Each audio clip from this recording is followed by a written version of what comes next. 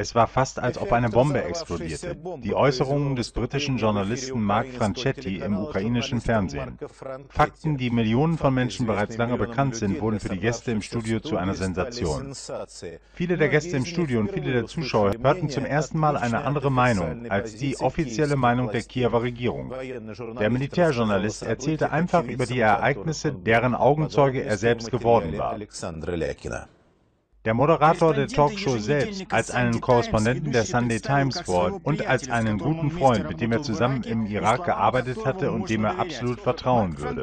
Mark Franchetti hatte 3 Wochen im Südosten der Ukraine verbracht. Dort war er zusammen mit dem Bataillon Vostok der Bürgerwehr unterwegs. Seine Arbeit endete an der Grenze zu Russland, wo das Bataillon Vostok große Verluste erlitt. Erzählen Sie uns, was sind das für Menschen? Welche Ideologie und Motivation haben sie?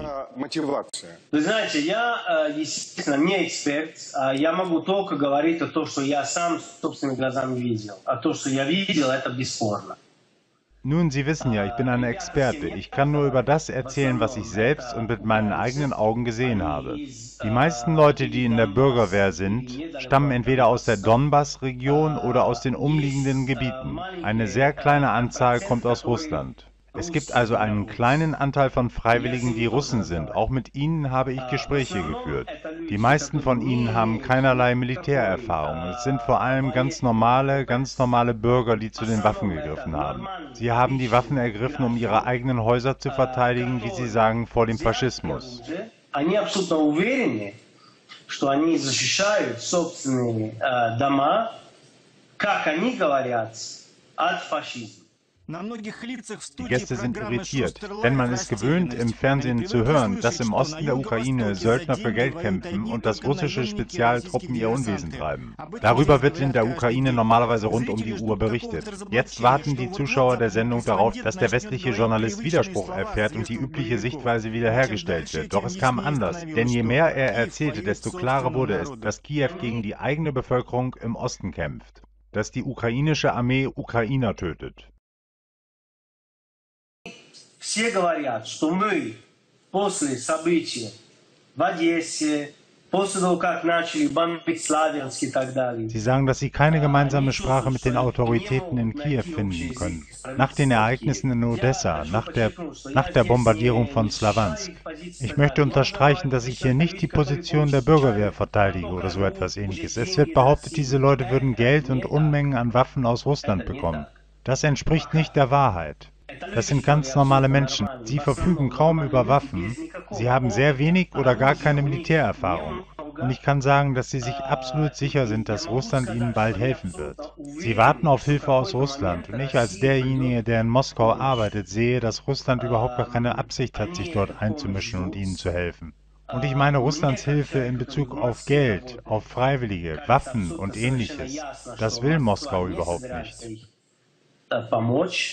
Я имею в виду в плане поток деньги, поток оружия, добровольцев и так далее. Und während Franchetti sprach, hörte man absolute Stille im Studio.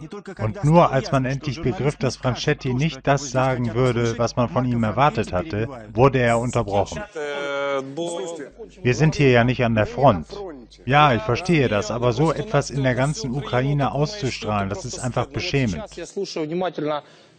Ich habe Ihrem Kumpel Franchetti aufmerksam zugehört und ich bin mir ganz sicher, dass er das, was er erzählt, wirklich gesehen und erlebt hat.